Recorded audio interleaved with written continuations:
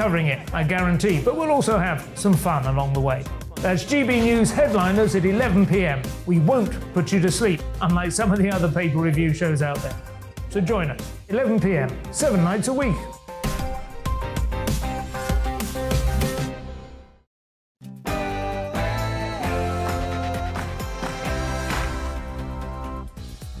Good morning, this is The Point on GB News with me, Anaya Falarin-Iman, and Tom Harwood. On your TV, radio and online, we are with you until midday with a show jam-packed with all of today's biggest stories, lots of discussions, expert guests, and our opinions as well as yours. Yes, and make sure you get in touch. We've got some live events coming up today as well. We're expecting the leader of the Labour Party to speak, and indeed an urgent question in the House of Commons coming up at 10 past. Stick around for that. Get in touch. GB Views at gbnews.uk. We'll get to your thoughts throughout the show. But before then, here's the latest headlines.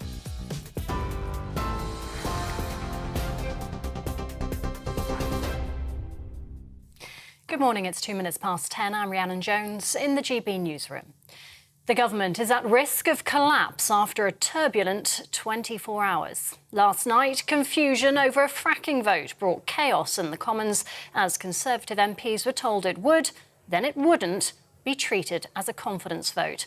It came after Suella Braverman's resignation as Home Secretary following a security issue in which she accused the government of breaking key pledges. Shadow Health Secretary Wes Streeting told us Tory infighting affects the whole country. Well, I think people can see it for themselves. It is a shambles, and the real kicker in all of this is that the chaos that we see at the heart of government is causing real pain for people who are seeing their mortgage costs go up, the cost of living increase, and big challenges in our country, like the biggest crisis in the history of the NHS, going unaddressed because we have a rabble instead of a government. Sources close to the Deputy Prime Minister say she denies manhandling Tory MPs to force them to support the government during Labour's fracking vote. They say Theresa Coffey was encouraging MPs but didn't put her hands on members. It follows reports on social media that one was in tears as they were led into the No lobby to vote against the motion. Business Secretary Jacob Rees-Mogg also insists he saw no evidence of anyone being coerced. The government won the vote with a majority of 90. Political commentator Albi Amankona says Liz Truss doesn't have the authority to control MPs. I think this government is in a moment of profound difficulty, and I think for many people on all sides of the House, I think it's dawning on us that actually this isn't a sustainable way to govern. But the question is, what comes next? The government is really in no position to be telling Conservative MPs what to do. There's an attitude of disarray in Parliament in the Conservative Party. And Downing Street has issued a statement confirming the Chief and Deputy Chief Whips remain in post. It follows reports that Wendy Morton and Craig Whitaker had quit following the chaos of the fracking vote. A Number 10 spokesperson said they have the Prime Minister's full confidence. Downing Street says the Whips will now be speaking to Conservative MPs who failed to support the government, and those without a reasonable excuse will face disciplinary action. Well, the number of MPs publicly calling for Liz Truss to step down has now risen to 7. Former Brexit Minister Lord Frost is the latest to urge her to go. Writing in The Telegraph, he said the Truss government had messed things up more badly than anyone could have imagined. He joins the likes of Sir Charles Walker, Andrew Bridgen and Crispin Blunt in calling for the Prime Minister's resignation. A survivor of sexual abuse says victims will feel cheated if the report from the independent inquiry into child sexual abuse isn't hard-hitting. The document published today will include 2 parts, victims' and survivors' voices, plus recommendations for change. One victim says she hopes priests will be forced to pass on allegations of child abuse to police, even if they were made during confessions. A US citizen accused over the death of a British teenage motorcyclist is due to enter a plea later. Anne Sakoulas is charged with causing Harry Dunn's death following a collision outside a US military base in Northamptonshire in August 2019. 45-year-old Sakoulas was able to leave the UK with diplomatic immunity, but was later charged with dangerous driving. A group of Just Stop Oil activists have mounted a protest at Harrods in West London. 20 people have stopped traffic in the area, demanding an end to new oil and gas projects. 2 have also sprayed the outside of the Harrods department store with orange paint. Well, that as 2 men have been charged with conspiracy to commit a public nuisance following a Just Stop Oil protest that closed the Dartford crossing for 2 days. 39-year-old Morgan Trolan from Islington and 33-year-old Marcus Decker of no fixed address brought traffic to a standstill after scaling the QE2 bridge. Police were forced to close the crossing, which links Kent and Essex, for more than 36 hours after they climbed its 84-metre mast. The pair will appear at Southend Magistrates Court later. Russian-installed authorities in Ukraine's southern Kherson region say they're planning to evacuate nearly 60,000 people over the next 6 days. Russian media shows people in the southern city waiting to board ferries to cross the Dnipro River. The Moscow-backed head of the region claims Ukraine's preparing a large-scale offensive. Kyiv's described the move as a propaganda stunt. Meanwhile, Russian President Vladimir Putin's declared martial law on 4 Ukrainian regions, including Kherson, which Moscow illegally annexed last month. This is GB News. We'll bring you more as it happens now, though. It's back to Tom and Anaya with To The Point.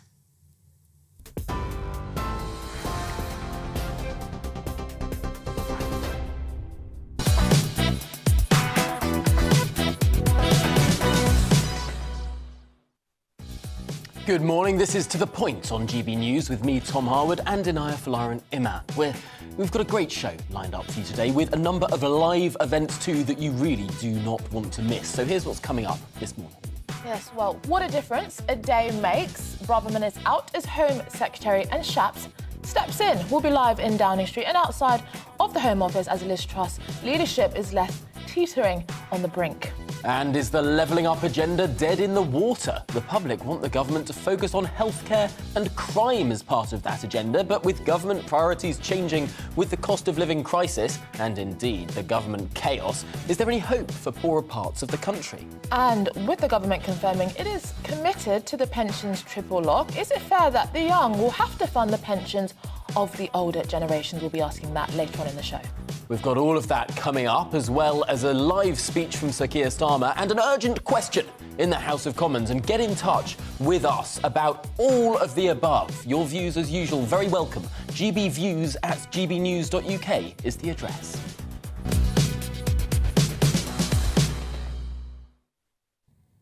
Now, the Prime Minister's leadership has been thrown into further turmoil following the resignation of Home Secretary Suella Braverman.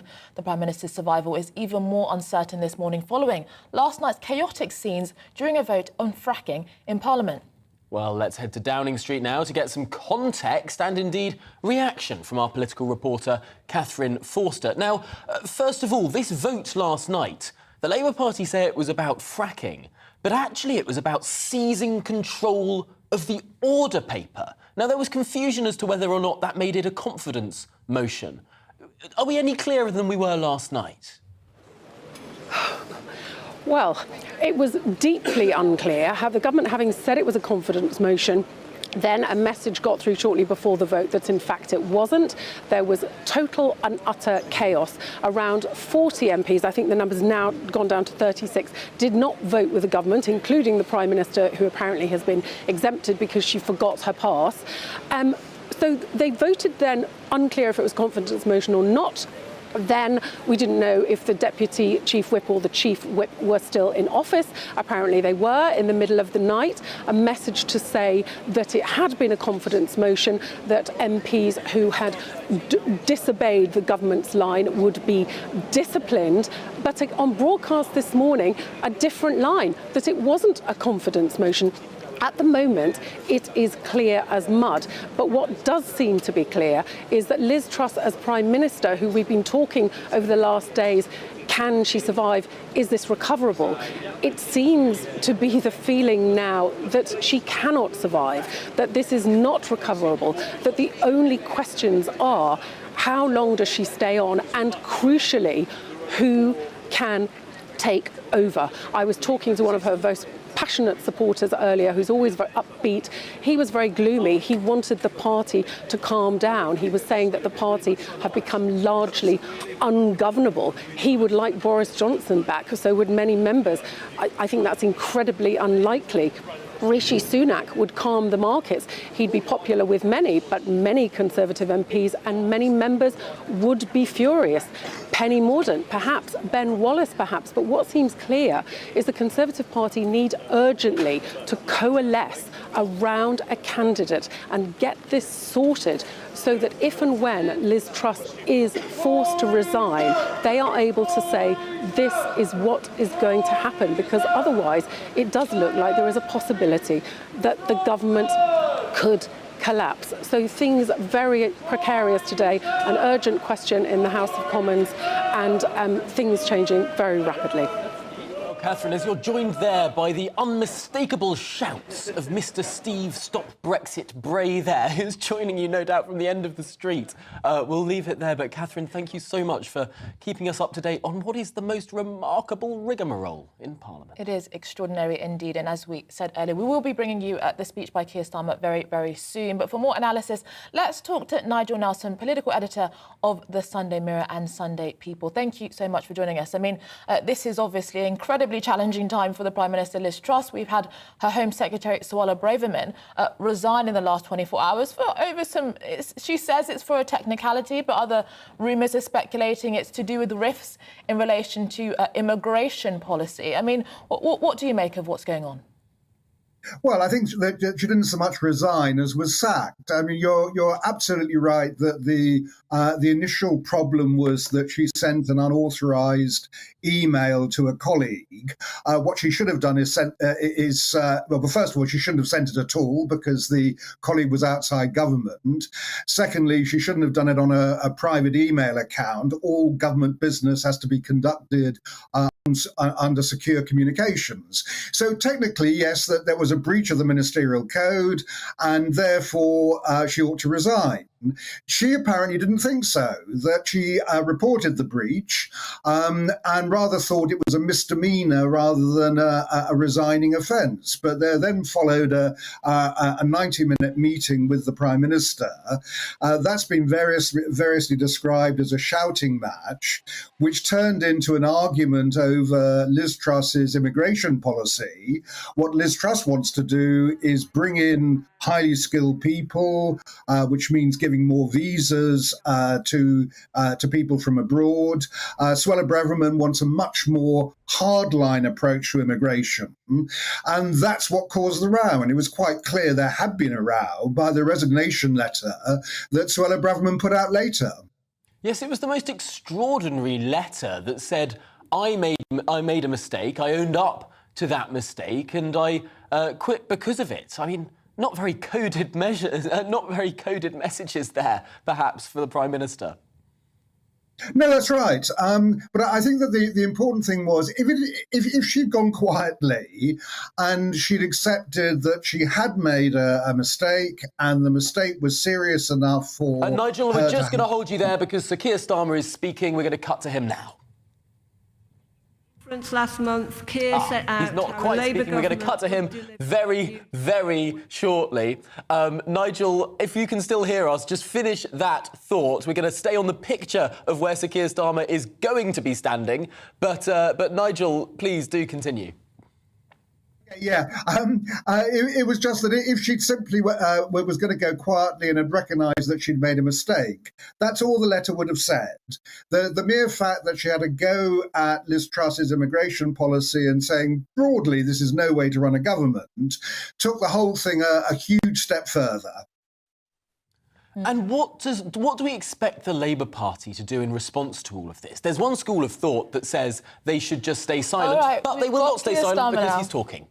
And it's a privilege to come and speak to you at such an important time. I have to say, with everything going on, I'm a bit nervous to turn my phone off for half an hour, 45 minutes. We really don't know what will have happened by the time we turn it back on. Can I just say, watching that video and hearing the words of the reps there was really moving, I think, a real reminder of the importance of the trade union movement. But look, before I go any further, I want to say thank you to the General Secretary, my friend, a giant of the Labour movement, Francis.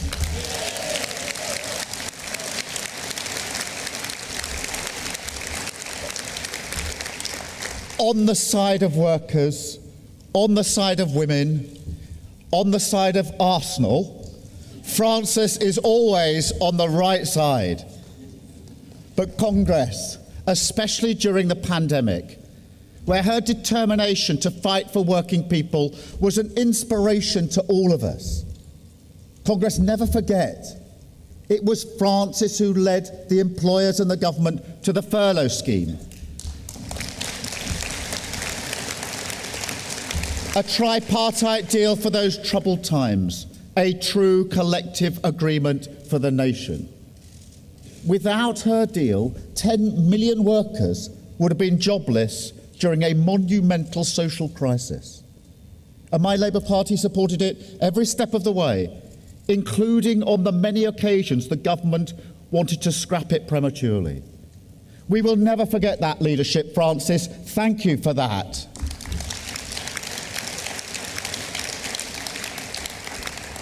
And thank you to Paul too.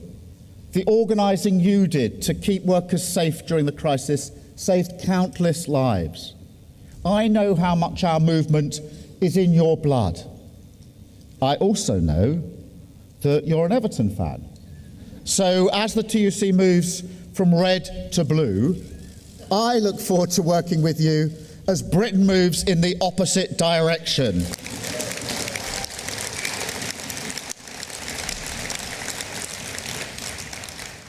Congress, today I want to set out what's at stake for Britain. Because while politics is always about choices, the choice now is as stark as it gets. We face a battle for the soul of our country, who we are, who we're for.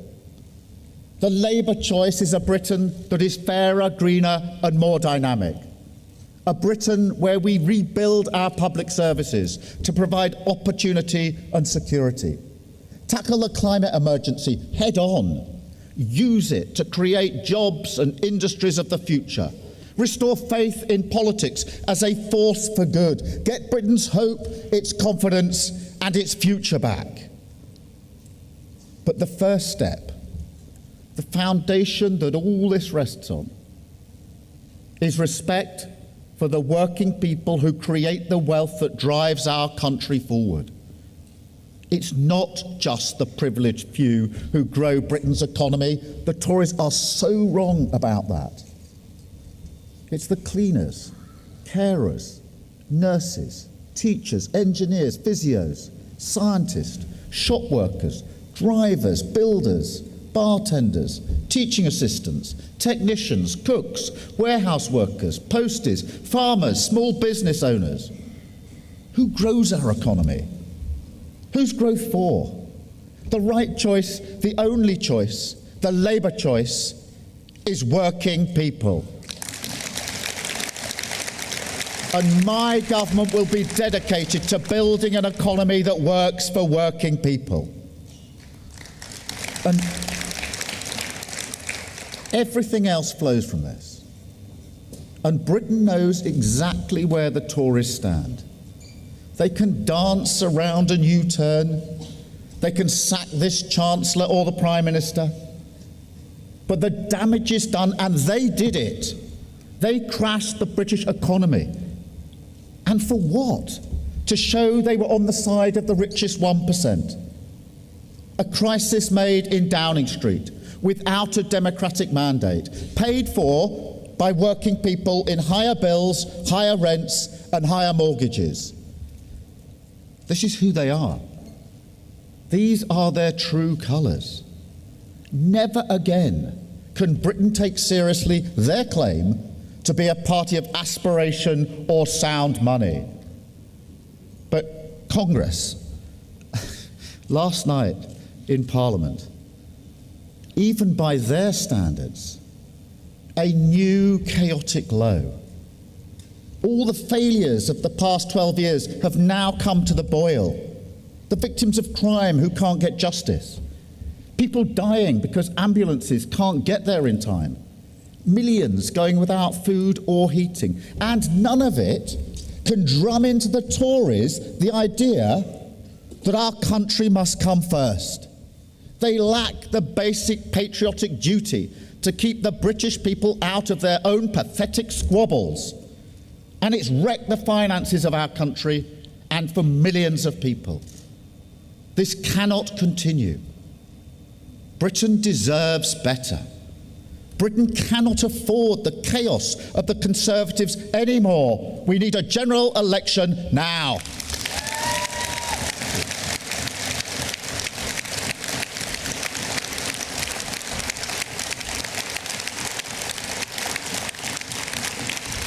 Congress, just look at their latest plan to get our country out of the hole that they dug. They turn to austerity. They turn to you, to your members and their rights. Congress, I'm sure you've heard that tape, how the Prime Minister thinks that working people lack skill and application. Heard her say that your members don't graft hard enough. It's delusional, it's insulting, but it comes with a warning. Because look around the country, a national emergency on the cost of living, public services on their knees, working people grafting every minute of the day, still unable to make ends meet. And ask yourself this, with that warped logic in charge, what happens when the Tories finally see the full reality of what they've done? I'll tell you, they'll lash out, double down, attack my party, our movement, and your members. So Congress, let me stand here and spell this out. If they bring forward further restrictions on workers' rights or the right to strike, we will oppose and we will repeal.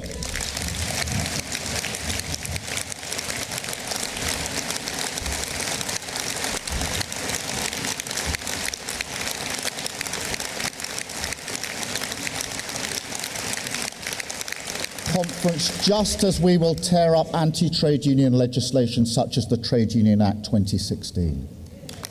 Absolutely.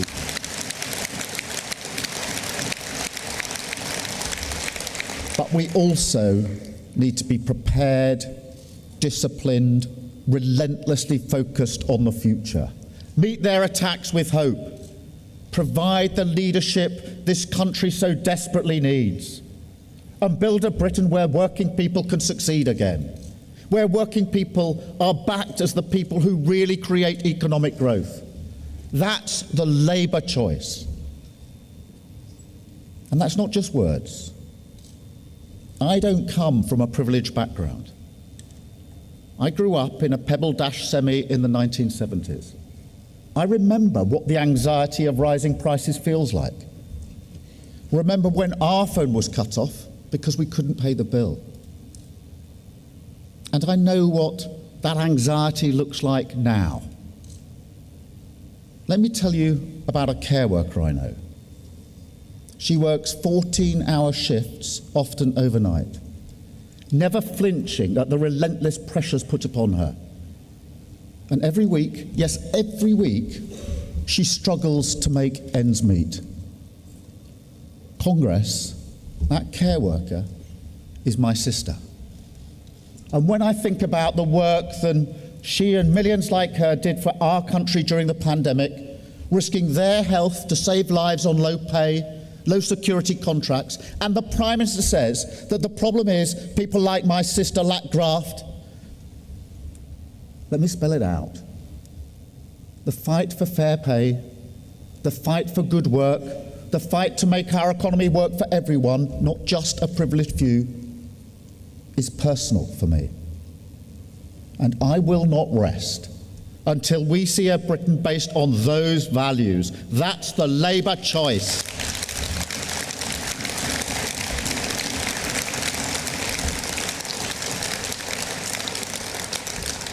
If you don't back people like my sister, don't be surprised if you get 12 years of stagnant growth.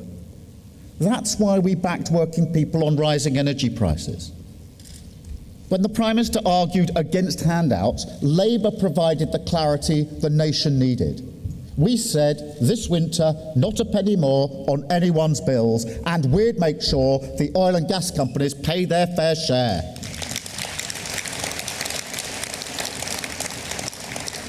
And I'll tell you something else, we'd abolish non-dom status to get our NHS back on its feet.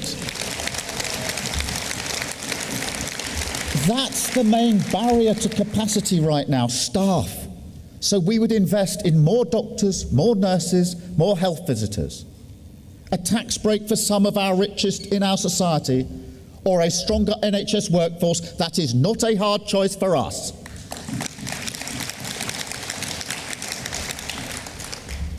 But to end this cost of living crisis once and for all, we also need a long-term plan. A plan that will deliver cheaper bills and higher energy standards for working people, growth and jobs in all parts of the country, and real independence from tyrants like Putin, who weaponise fossil fuel exports and threaten our security. That's what our Green Prosperity Plan will achieve. 100% clean power by 2030. Investment in wind, solar, nuclear, hydrogen, green steel and carbon capture. Training for plumbers, electricians, engineers, software designers, technicians, builders. A national sovereign wealth fund that generates growth and private investment. Insulation for 19 million homes. And Great British Energy, a publicly owned company that takes advantage of the opportunities in clean British power and turns them into good, secure, high-paid British jobs.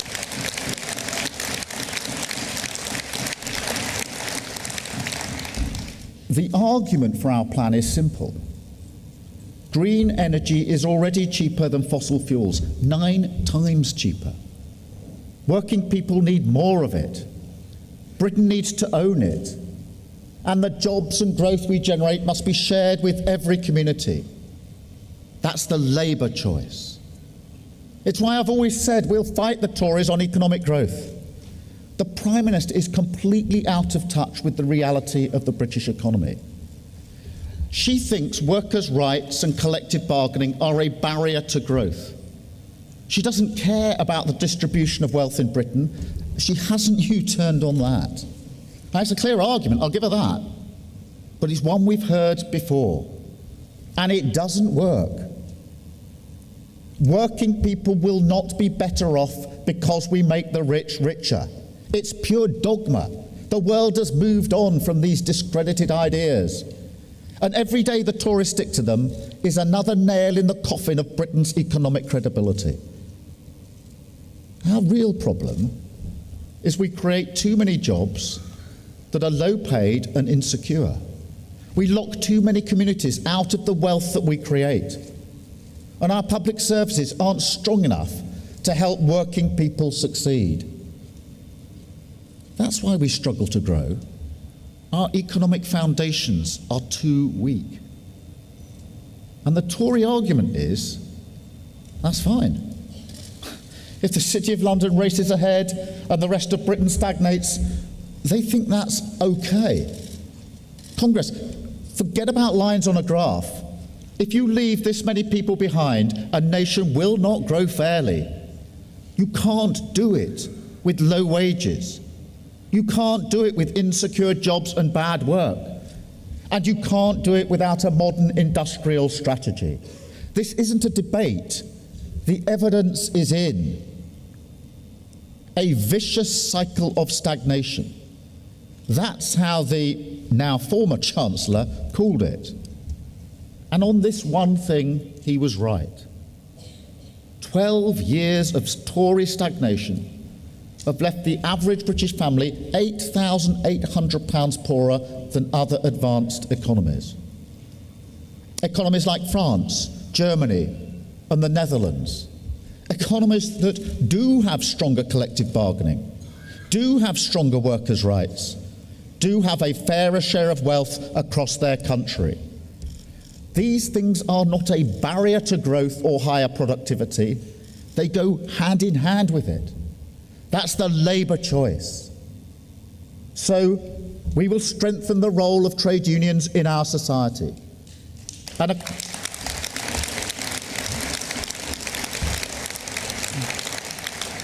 An economy that is strong for working people can't weaken the institutions that give working people strength. And it cannot be built on insecure foundations. Security at work is the bedrock for aspiration and opportunity, for giving people the confidence to get on. Nobody does their best if they're racked by fear about the future, if their contract gives them no protection to stand up for their rights at work, or if proper safety net doesn't support them in times of sickness and poor health. That's what Labour's New Deal for working people is all about. That's why we'll end fire and rehire, ban zero-hour contracts, extend parental leave, strengthen flexible working, better protection for pregnant women, mandatory reporting on ethnicity pay gaps, statutory sick pay for all, a single worker status, no more one-sided flexibility.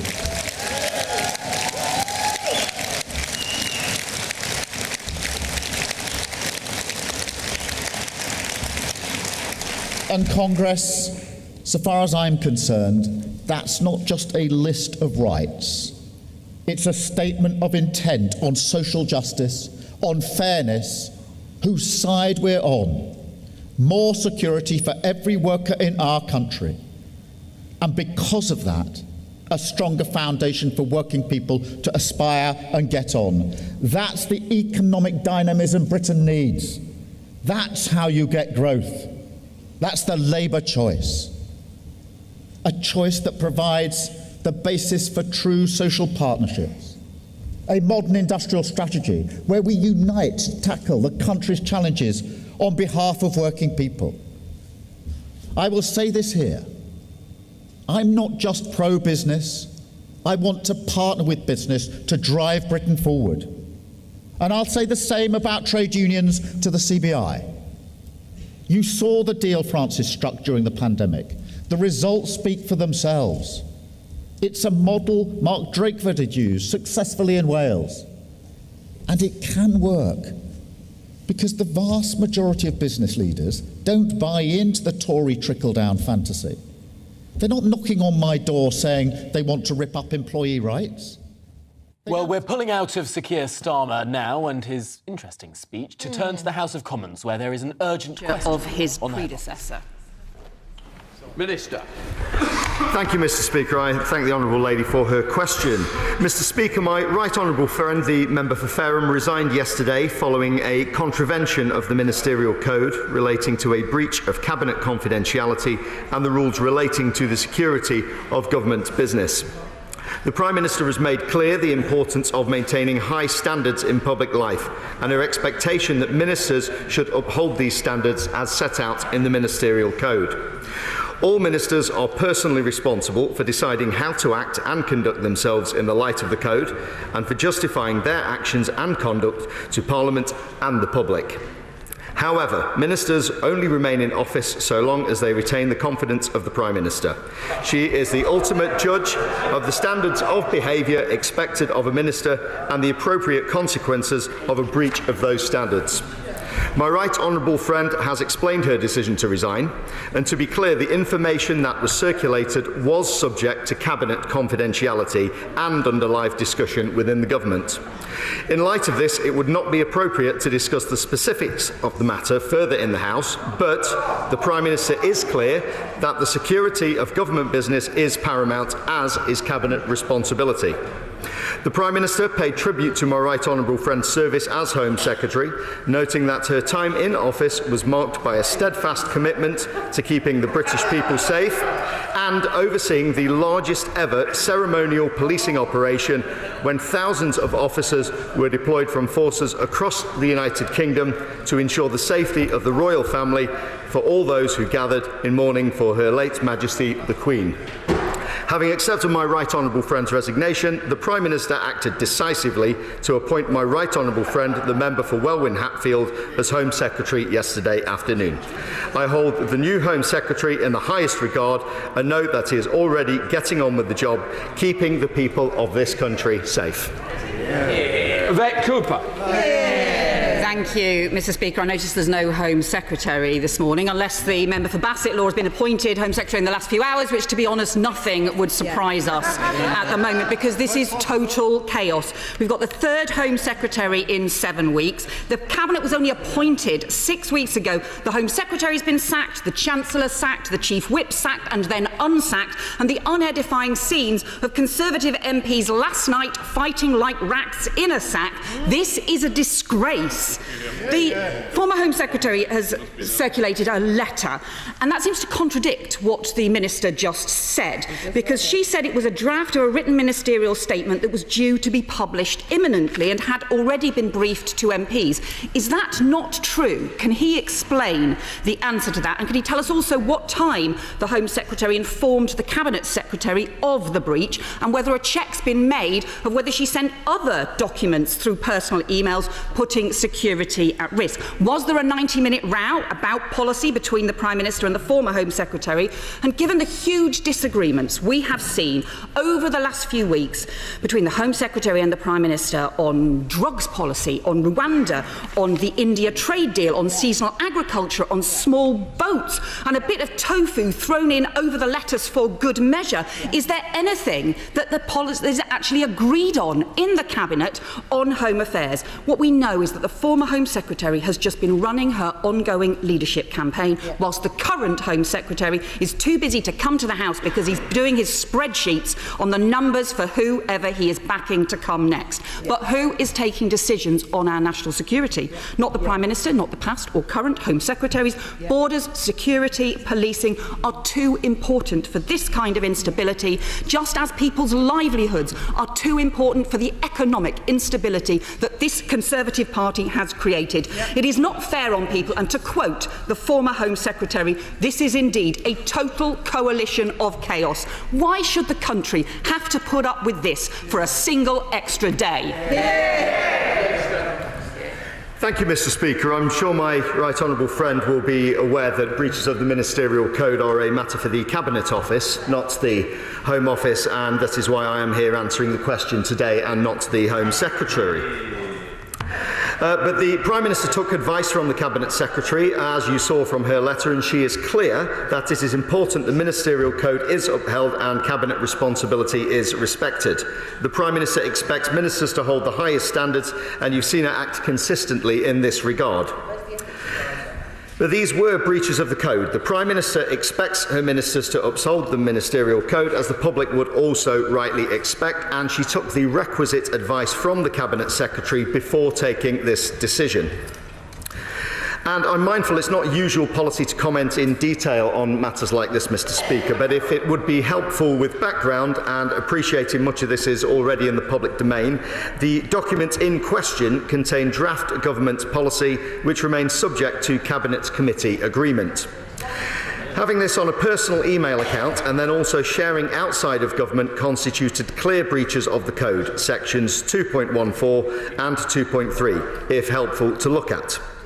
The Prime Minister is clear that the security of government business is paramount, as is Cabinet responsibility, and ministers must be held to the highest standards. Sir Edward Lee. Can the Minister assure us that this resignation was entirely due to a technical breach of the rules, and there was no policy disagreement between the Prime Minister and the Home Secretary? Because many of us had great confidence in the former Home Secretary's determination to ensure that we meet our manifesto commitments and that we should not replace mass migration from Europe with mass migration from the rest of the world. So can the Minister assure us that the policy remains exactly the same as it was under the previous Home Secretary? We will stop mass migration. Well, we can't have the boxing conversations going on. I know, but please, it's very distracting. This just does not happen between backbenchers and the box. Can we just make sure that doesn't happen? Right. Minister. Thank you, Mr. Speaker. I thank the Right Honourable Member for Gainsborough for his question, and I can reassure him that this government stands firm in tackling illegal immigration. And whilst again this is not my policy area, I'm sure the new Home Secretary will highlight this. But I would also reassure my honourable friend that he will have seen the resignation letter from the former Home Secretary, where she does outline her reasons, and that this was for a breach of the ministerial code, which is why she took the decision to resign. SNP spokesperson Number Dwatton. Mr. Speaker, let's be clear, the idea that this Conservative government are suddenly avid followers of the ministerial code is for the birds. What was the real reason for the Home Secretary's abrupt departure? And was it the case that she refused to implement immigration policies that were aimed at hitting high growth targets due to her dogmatic views? And speaking of dogmatic views, she and her predecessor both supported the dangerous and immoral Rwanda policy, flying in the face of their own officials' advice about the human rights implications. Will he confirm that the new Home Secretary, that the old Home Secretary's departure marks the end of that abhorrent policy, and will it be consigned to the scrap heap where it belongs? And can I just end by quoting Colin Yeo, a prominent immigration lawyer noted for his comprehensive analysis of Home Affairs matters. Today he posted an assessment called Braverman's Legacy as Home Secretary that simply says Suella Braverman was Home Secretary for 43 days. Does he have anything to add to that? I thank the honourable lady for her question. I'm not going to preempt government policy. Work is ongoing looking at immigration as part of the growth plan, but it also would not be right for me to speculate on private discussions, and that is a matter for the Cabinet and, of course, their decision to take on that. Why we are here today is to discuss the breaches of the ministerial code and the reasons for the Home Secretary's resignation. Member of the committee, Lee Anderson. Thank you, Mr. Speaker. Now then, I think the Shadow Home Secretary makes a really good point. The member for Bassetlaw would make an excellent Home Secretary, but that's another conversation. Look, I'm sad to see the previous Home Secretary leave. We had a conversation last week about small boats, ECHR, and the excellent Rwanda scheme. But I'm not convinced, so please convince me, Minister, that the Cabinet, Government and Number 10 were totally behind the previous Home Secretary. Thank you, Mr. Speaker, and I thank my honourable friend for Ashfield for, as ever, championing the cause of making sure we have secure borders, and I know himself he is a great champion for this and will no doubt continue to push the case for this. And this government has shown that it is committed, of course, to making sure that we tackle illegal immigration and the criminal acts that are going on in the Channel. And again, whilst I wouldn't want to preempt the policies of the new Home Secretary, I'm sure when he next comes to this House he will be able to give you the assurance that you seek. John Speller. Well, there we had Brendan Clark-Smith, who is the Parliamentary Secretary for the Cabinet Office, answering that Home Office question there, saying he was doing so in the place of the new Home Secretary because this was a matter of breaching the ministerial code sitting under the Cabinet Office rather than the Home Office.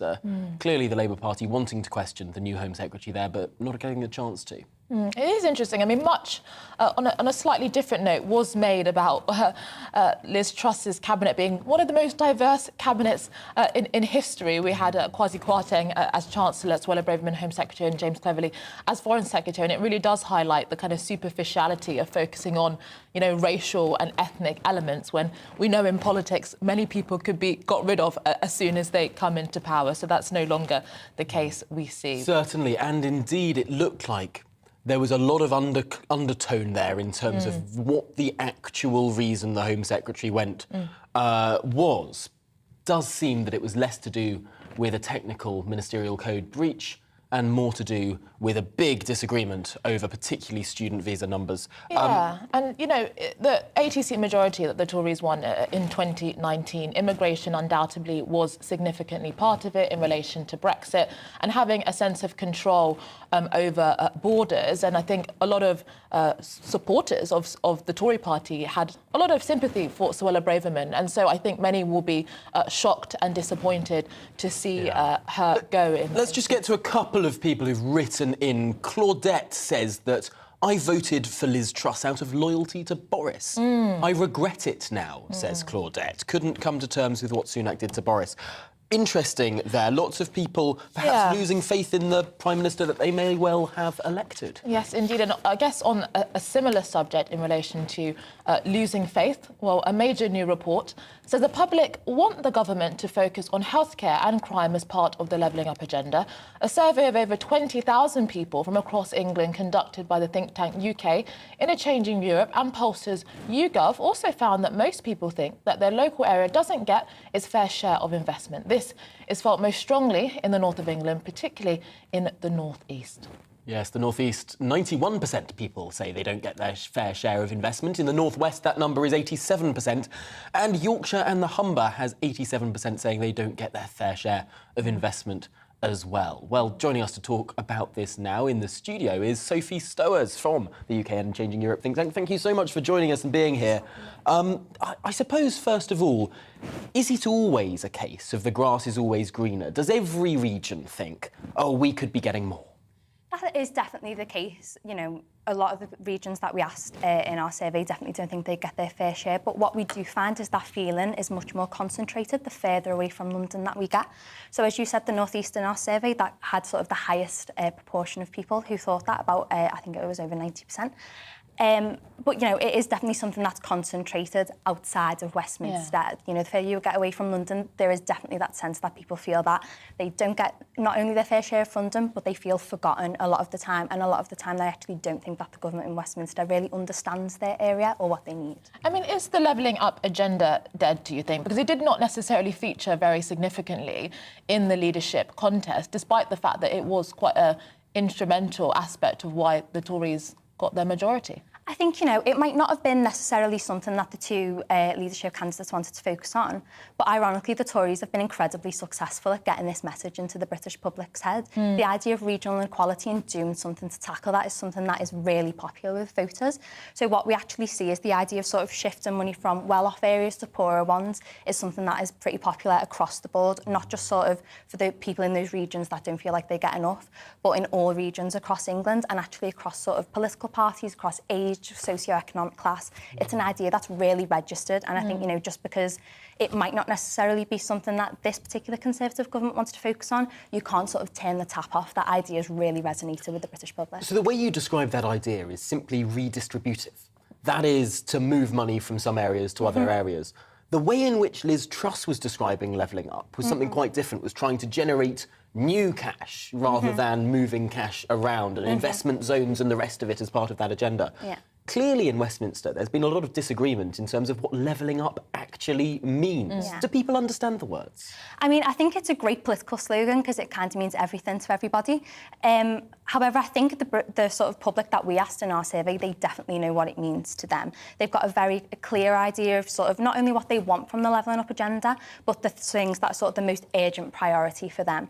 But I think the interesting thing is that quite a lot of the time when we talk about levelling up, a lot of the time we focus on things like high streets, like shops, you know, these very local issues, devolution to local authorities. But as you said in the introduction, actually what people want is real sort of structural change in these national level issues, things like crime, healthcare, education. That's actually what it means to a lot of people across the country who we asked. And do you think that it will feature in the upcoming election that may well be called very, very soon? Because, I mean, the broader question of the economy has now increasingly become a focus, but that question of levelling up, do you think that that will be at the top of the agenda? I mean, I definitely think it's going to be an important issue. I think, you know, I think it ties in really neatly with the idea of the cost of living crisis. It comes down to a lot of the time that people just don't think they get the support they need from government. I think a lot of these issues are interlinked. I also think it's something that, you know, the Labour Party is definitely not going to drop immediately. I think Keir in his speech just then actually did make a reference to the idea of sort of, you know, areas not getting their fair share and this idea of sort of, you know, left behind, if you will, areas. So yeah, I don't think it's disappearing anywhere, particularly because in a lot of parts of the country, we found that the Labour Party actually has an advantage when it comes to sort of which political party they think cares most about the area. So I imagine they won't want to let this drop. Really interesting that you mentioned crime as something people associate with levelling up. It's something that Westminster doesn't often sort of register as a levelling up issue. Yeah. It doesn't seem to be economic, but to so many people, it can actually be economic in terms of where people where people want to live, perform economic activity, and indeed feel safe. Were people spontaneously saying that crime is something that they associate with levelling up? So our report is kind of split into two parts. So in the survey section, it was sort of, we would give them a list of different policy options and they could choose that by themselves, and crime, time and again, was something that came up a lot. But we also conducted some focus groups as part of our report, and actually in those focus groups, people would see all these issues as interlinked. So, you know, sort of a lack of resources, a lack of investment would lead to sort of less opportunities for young people in the area, and that in turn would maybe lead to sort of increases in crime, more antisocial behaviour. They do see these issues as all interlinked, so it's not kind of a thing where you can pump a lot of money into tackling just a single one of these issues. People actually see them as sort of interconnected. Well, thank you so much, Sophie Stowers from UK in a Changing Europe. Just talking about what ordinary people still think of levelling up, and I do think that some really important issues were raised that you mentioned, Tom, how in Westminster, whether there was real meaning to it, the slogan was used, but whether or not it had like a strategy in a particular kind of long-term one is one that I think didn't necessarily happen over the last few years. Absolutely. In the leadership election, Liz Truss used the words levelling up in a conservative way, implicit criticism of the way Boris Johnson was going around it. Lots of other people thinking it's just too small, focusing on sort of small town centre improvements rather than some broader strategy. I suppose there may well be broader discussion now with whatever new government may well be approaching. Indeed. But moving on. Well, lost in the soap opera that was Westminster yesterday, there was actually a key policy announcement from the government. Prime Minister Liz Truss affirmed that the government was committed to the triple lock in pensions. Yes, the triple lock is designed to make sure that pensions are rising by 3 separate measures, whichever is highest, either 2.5%, average earnings, or inflation. Now, that means that this year we could well be seeing pensions rise by over 10%.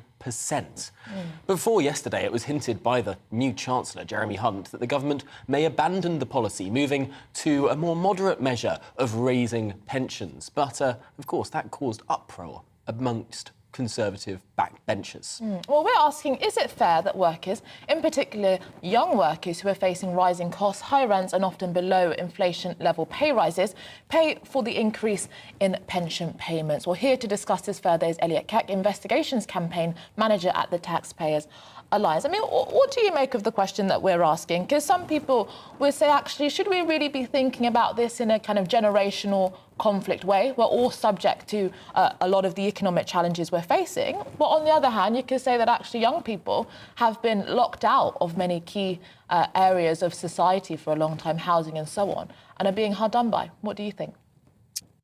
Well, you make the point that we're all subject to economic challenges, but the problem with the triple lock, and of course, actually, this is part of the design of the triple lock, is it completely unmoors pensions and the rate at which pensions go up from that economic reality, right? So in almost every single year that the triple lock has been in place, it's gone ahead of growth, and in most years it's also going ahead of earnings. So it completely unmoors pensions from the economic reality, and pensioners are already a group which are actually relatively unmoored from economic realities through things like the fact that 80%, even on the lowest incomes, already own their homes, not something that can be said for those in their 20s, 30s, and even increasingly their 40s. So the problem with it is it unmoors pensions from economic reality.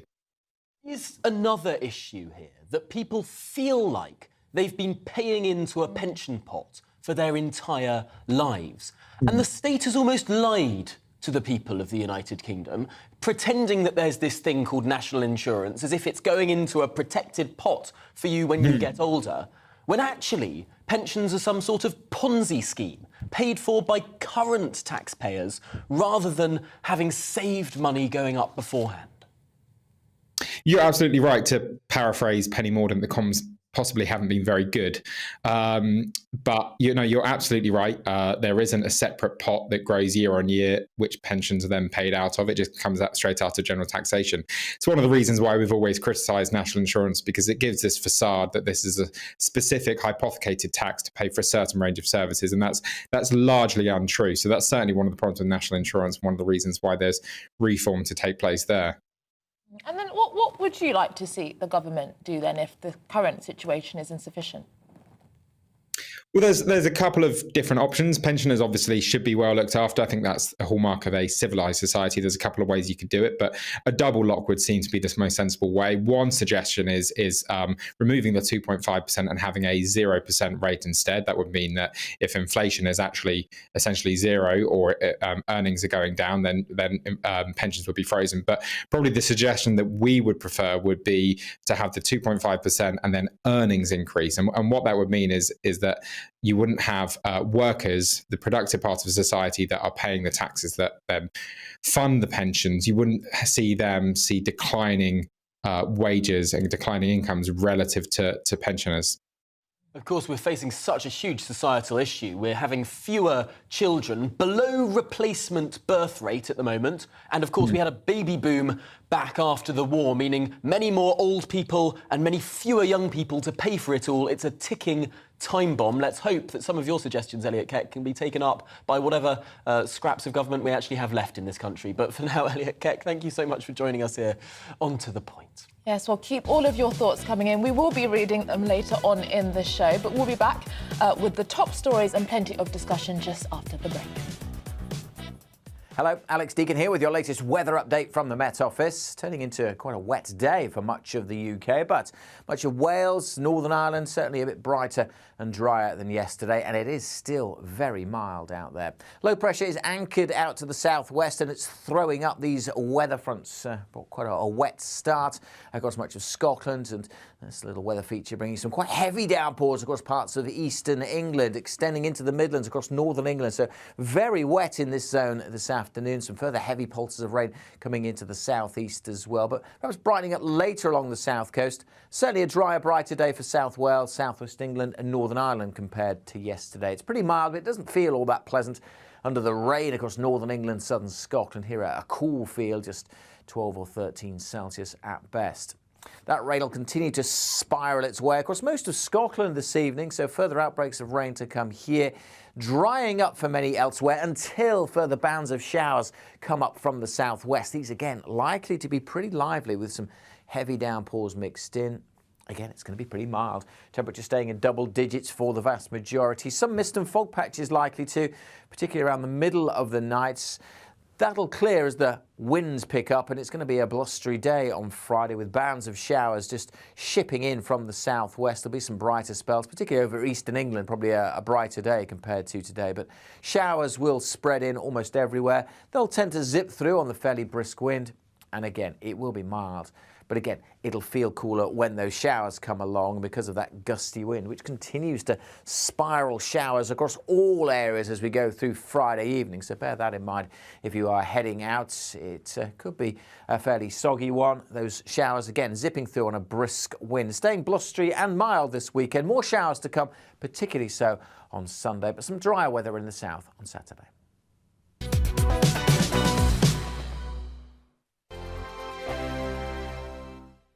Weekday afternoons on GB News, we've got the whole of the UK covered. From 12 to 3, it's GB News Day with me, Mark Longhurst. And me, Gloria Di Piero. You'll get the very latest on everything that's been going on across our great nation. And from 3 till 6, watch out for GB News Live with me, Patrick Christys. I'm not here to mess around. With all the biggest topics and guests, you will always be up to date. GB News Day and GB News Live from 12 p.m. Only on GB News. The People's Channel, Britain's news channel. Hello there, it's Eamon Holmes here from Breakfast on GB News. We're not just on your television and your screens, you know. We're on DAB plus digital radio, so you can listen to your favourite shows on the move. If you've not yet listened to GB News Radio, it's very simple. We're on your radio player and TuneIn apps, on your smart speaker, phone or tablet, or online at gbnews.uk. Take us with you wherever you go. GB News Radio. You never have to miss a moment of the People's Channel. Join my show Farage, 7 p.m. till 8 p.m. Monday through Thursday, and there you will get opinion, analysis, debate, and I'll cover stories that nobody else dares to touch. You've been cancelled. Join the club.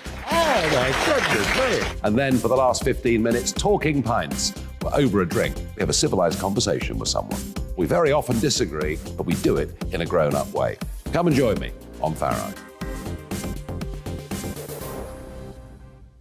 Hello, I'm Simon Evans. Join me on GB News for Headliners at 11 p.m, where I'll be joined by two of the country's top comedians as we take a look at tomorrow's newspapers tonight.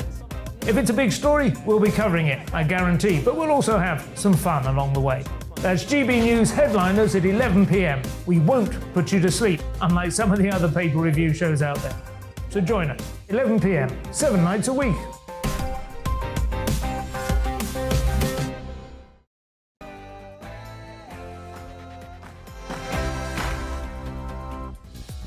Good morning, this is To The Point on GB News with me, Anaya Flower Iman, and Tom Harwood on your TV, radio and online. We are with you until midday with the show jam-packed with all of today's biggest stories, lots of discussions, expert guests and our opinions as well as yours. Yes, so make sure you get in touch with your views. We've got so many to read out and not that much time to read it out in, but we'll be getting to them throughout the show. GBViews at gbnews.uk is the address. You know it by now.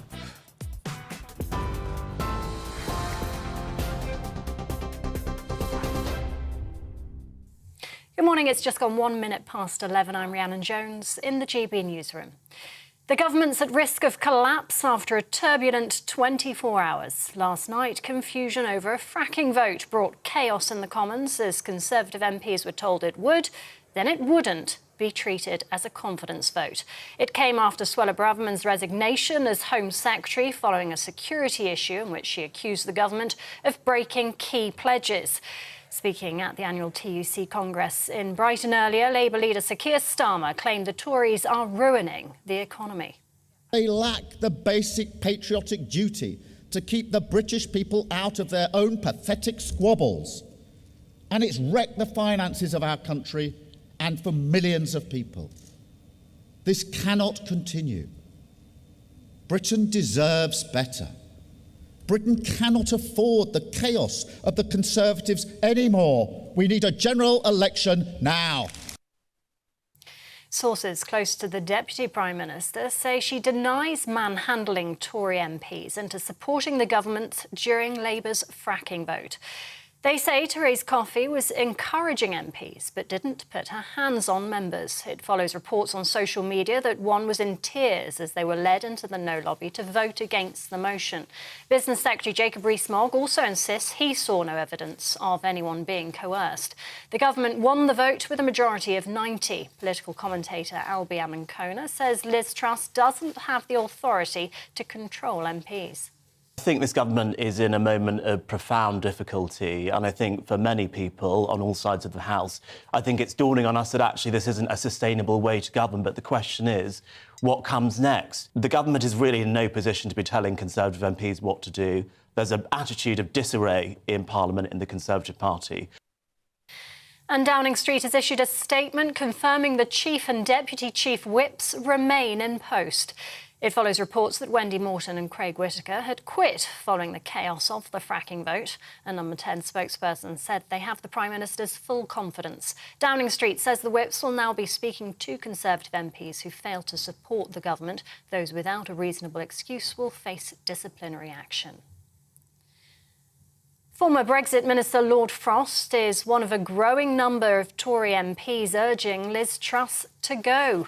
Writing in The Telegraph, he said the Truss government had messed things up more badly than anyone could have imagined. He joins the likes of Sir Charles Walker, Andrew Bridgen and Crispin Blunt in calling for the Prime Minister's resignation. A survivor of sexual abuse says victims will feel cheated if the report from the independent inquiry into child sexual abuse isn't hard-hitting.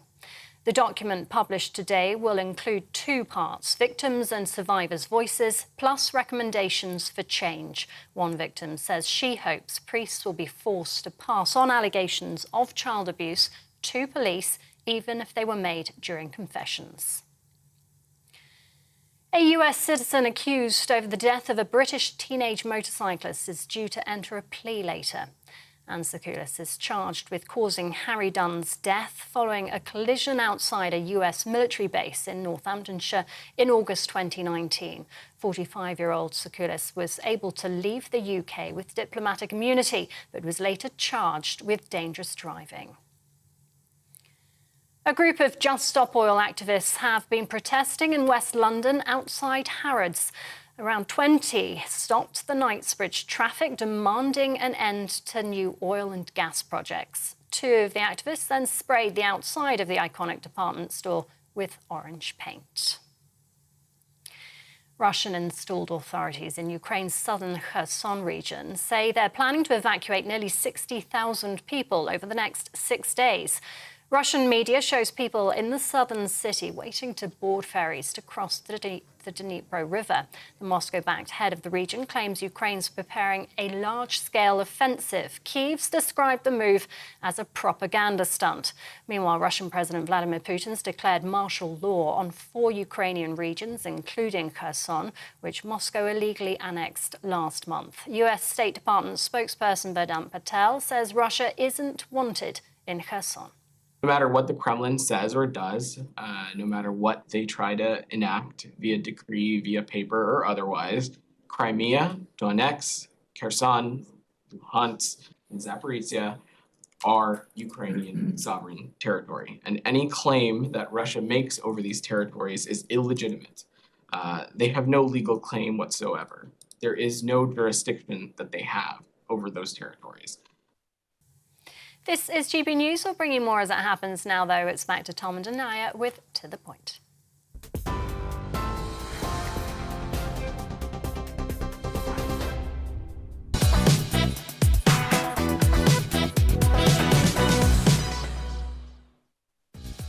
A very good morning to you. This is To The Point on GB News with me, Tom Harwood, and Anaya Falarin Emma on your TV, radio and online. We've got such a great show lined up for you today in our final hour. Here's what's coming up. Yes, well, later today, the independent inquiry into child sexual abuse will be published. Its final report following an 8-year investigation. The probe is expected to criticise senior officials for denying abuse allegations over many years. And we'll be speaking to a child protection specialist very soon. And Vladimir Putin imposes martial law in annexed territories in Ukraine. This comes as Russian officials warn of a looming Ukrainian assault on the key southern city of Kherson. Well, we've got all of that to come, but also we'll be talking about pubs. Is there going to be a beer drought in this country? A subject very close to my own heart. We'll be exploring that a little bit later this hour. Indeed, I mean, pubs seem to have been going through a lot over the last few years. Well, we have all of that coming up and much more. Make sure you get in touch with your views, as usual, gbviews@gbnews.uk.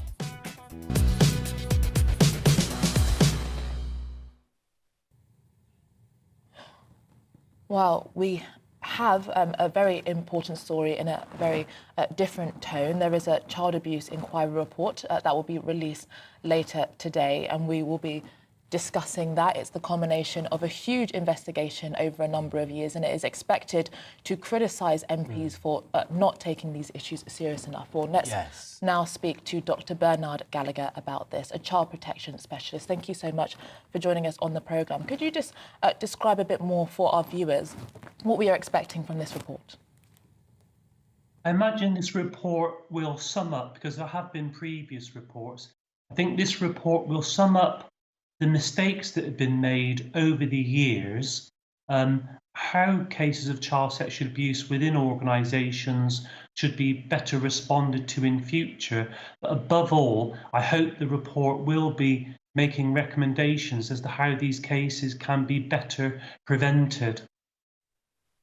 And also, I mean, the report is expected to criticise senior officials for denying abuse allegations over many years. I mean, that is a very serious claim. What do you make of that?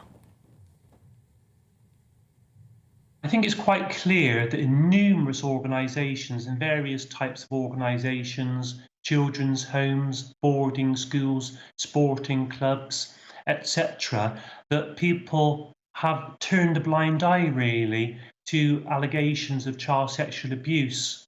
And that's obviously very serious. Now, some of these cases do go back many decades to the 50s and 60s. And I think since that time, I think people in general are much more prepared to actually tackle child sexual abuse. But that said, we shouldn't be complacent. We've always got to be on our guard, because there'll always be a risk of child sexual abuse. And it's essential that people, all of us, are fully committed to tackling child sexual abuse. Now, while this inquiry report focuses upon so-called state and non-state organisations, I think we have to be honest that it's not only organisations or senior officials, lots of individuals throughout society and over decades have turned a blind eye to child sexual abuse. Now, this inquiry report doesn't look at child abuse or child sexual abuse in families, but I've been studying child protection for 30 years now, and I've seen countless examples of family members also turning a blind eye to child sexual abuse. So while it's very tempting to blame other people for these failings, I think it's to some extent human nature. I think all of us are capable of turning a blind eye to child sexual abuse. It's really important not to think this has got nothing to do with us. All of us are involved in a sense. What do you think are the biggest reasons why people have perhaps more so historically, but also to some extent now, turned a blind eye? Is it status? Very often we hear about the stories in the 60s and the 70s of people who hold high up positions in society who believed they were untouchable. Is that an element here? I think it is. In a number of these organisations, and again, some of these organisations have been quite high profile, such as church organisations, Church of England, the Anglican Church, the Catholic Church. The powers that be have been very anxious to protect the so-called reputation of these organisations, and so they've turned a blind eye. I think in actual fact, I think a lot of child protection problems are very complex, and there'll be a whole series of reasons why people have turned a blind eye. Sometimes, for example, particularly in the past, there wouldn't have been the mechanisms for actually reporting these cases. Other instances, you might have had to face the prospect of making an allegation against a more senior member of staff than you. Sometimes somebody in a very high status position, and I think individuals, more junior individuals in an organisation may have been quite nervous about making such allegations. Now, I think since these more distant decades we're talking about, there are better protections in place for people who make such like whistleblowing disclosures, and that's an improvement as well.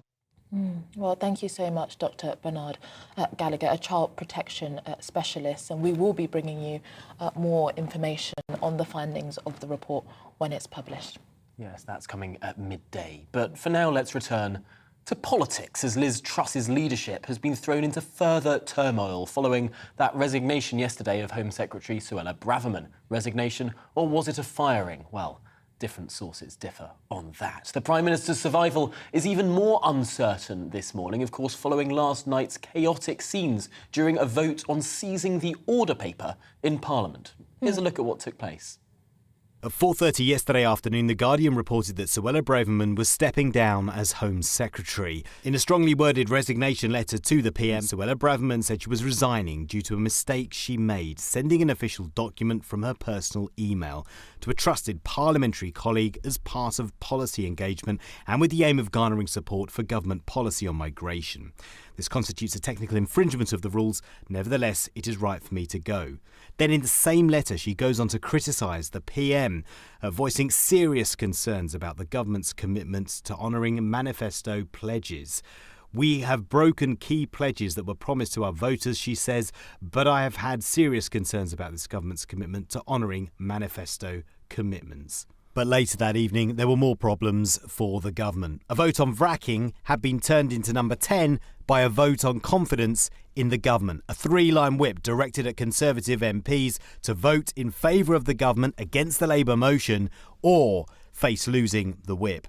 There was confusion in the voting lobby of the Commons, accusations of manhandling. This tweet by the Labour MP Jess Phillips, massive Tory row going on in the lobby, literally trying to force people through, lots of anger. In the end, the government defeated the Labour motion by 326 to 230, despite a significant rebellion by Conservative MPs.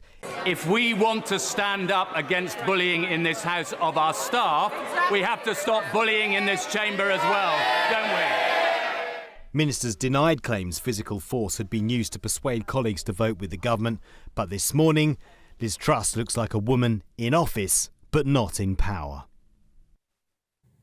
That was Paul Hawkins, our national reporter there. It is interesting when we were looking at the urgent question in the House of Commons, seeing the Shadow Home Secretary Yvette Cooper discussing, because she was Shadow Home Secretary a decade ago under Ed Miliband. And it is interesting that if you wait long enough in politics, you may find yourself with a big opportunity and job again. Things do come around. But Exactly. It's interesting looking at precisely what happened in those voting lobbies last night. The accusations that MPs were being sort of forced through in order to vote. In the House of Commons, you don't vote by raising a hand or pressing a button. You physically walk through the aye lobby or the no lobby. And there were all of these stories from the 1970s of members of Parliament locking themselves in the loo to try and avoid having to vote, being wheeled through blind drunk, being carried through. That's the accusations of what happened in the late 1970s when there was a hung Parliament, when the government was collapsing on a confidence motion that the SNP brought about in 1979. Well, now, today, we're living under a huge majority government. Why on earth are we seeing those same scenes of chaos you'd associate with a hung Parliament, with a minority government, when you're talking about a government that has, by my last count, a majority of 71? I mean, it wasn't obviously pushing them and shoving them. But I remember, under Boris Johnson, before he won the 80-seat majority, there was threats to remove the whip if people didn't vote in his favour. And many of those MPs that were anti-Brexit, so to speak, ended up losing their ability to stand as an MP. So there's all sorts of tactics and methods that are used in order to get people to vote with the government. And people have been writing in with their thoughts on such tactics and measures. Mike has written in saying, it's not a shambles, we were describing it as a shambles earlier. He says, a French farce is more apposite for this, for this situation. Well, Carol, she has less sympathy. She says, it's all very well, the Conservative MPs moaning about the mess the government is in. Do they really expect us to feel sorry for them? They are masters of their own downfall. Getting rid of a Prime Minister who gave them a landslide and an 80-seat majority is sheer lunacy. Well, Tyzoon has written in saying, fire Parliament and give the power to govern back to His Majesty the King. I mean, it's a bold statement, but I suppose King Charles's namesake, the original King Charles, tried to do just that, storming into Parliament, trying to fire and arrest members of Parliament, and it ended with a civil war. Let's hope that doesn't repeat itself. No, but I do think there's a deeper point to be made in the sense that when you have all of these chaotic scenes and the country doesn't seem to be having any direction, you can almost kind of give into a sense of defeatism where you just demand, a strong man to take the reins and decide everything for the future. But actually, we have to keep our faith in democracy. Yeah. Hopefully, it will come through for us at some point. It's often messy, but we usually get to the right position in the end. But speaking of democracy, or the lack thereof, perhaps, because Vladimir Putin has declared martial law in those illegally annexed areas of Ukraine. Yeah, should we be worried about a desperate Russian president? But first, here's the weather.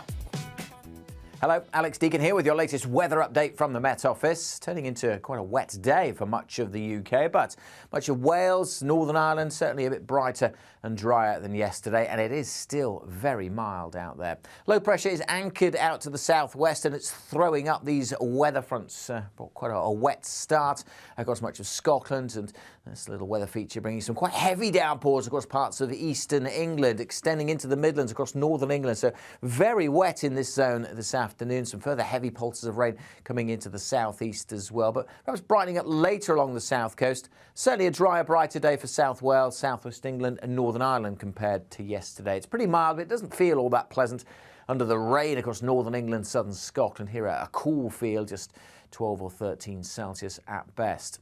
That rain will continue to spiral its way across most of Scotland this evening, so further outbreaks of rain to come here. Drying up for many elsewhere until further bands of showers come up from the southwest. These, again, likely to be pretty lively with some heavy downpours mixed in. Again, it's going to be pretty mild. Temperature staying in double digits for the vast majority. Some mist and fog patches likely to, particularly around the middle of the night. That'll clear as the winds pick up, and it's going to be a blustery day on Friday with bands of showers just shipping in from the southwest. There'll be some brighter spells, particularly over eastern England, probably a brighter day compared to today. But showers will spread in almost everywhere. They'll tend to zip through on the fairly brisk wind, and again, it will be mild. But again, it'll feel cooler when those showers come along because of that gusty wind, which continues to spiral showers across all areas as we go through Friday evening. So bear that in mind if you are heading out. It could be a fairly soggy one. Those showers, again, zipping through on a brisk wind. Staying blustery and mild this weekend. More showers to come, particularly so on Sunday, but some drier weather in the south on Saturday.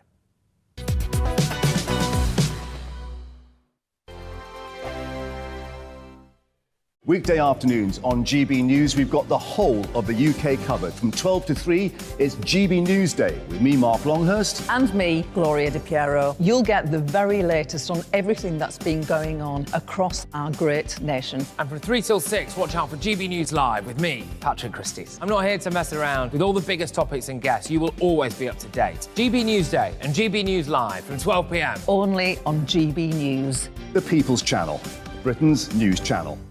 Hello there, it's Eamon Holmes here from Breakfast on GB News. We're not just on your television and your screens, you know. We're on DAB plus digital radio, so you can listen to your favourite shows on the move. If you've not yet listened to GB News Radio, it's very simple. We're on your radio player and tune-in apps, on your smart speaker, phone or tablet, or online at gbnews.uk. Take us with you wherever you go. GB News Radio. You never have to miss a moment of the People's Channel.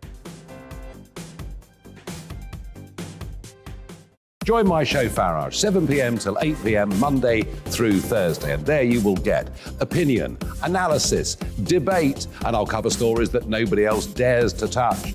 You've been cancelled. Join the club. Oh my goodness, mate. And then for the last 15 minutes, talking pints.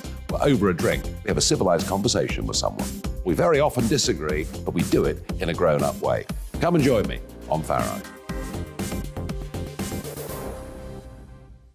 Hello, I'm Simon Evans. Join me on GB News for Headliners at 11 p.m, where I'll be joined by two of the country's top comedians as we take a look at tomorrow's newspapers tonight.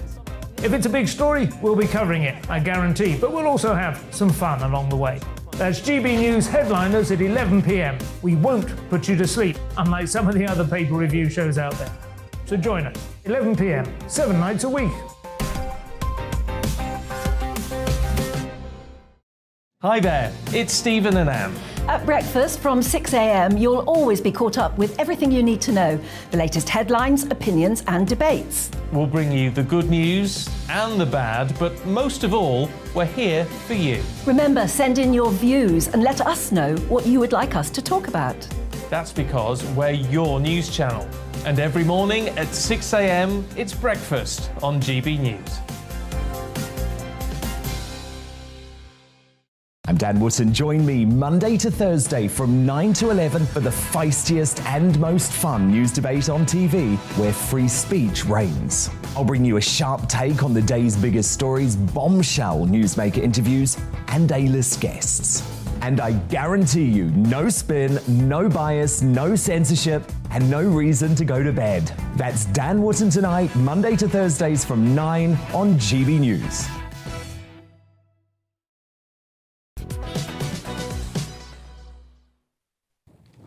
It's 11:23 on GB News. This is To The Point with me, Anaya Falarin-Iman and Tom Harwood. We're live on your TV, online and radio this morning.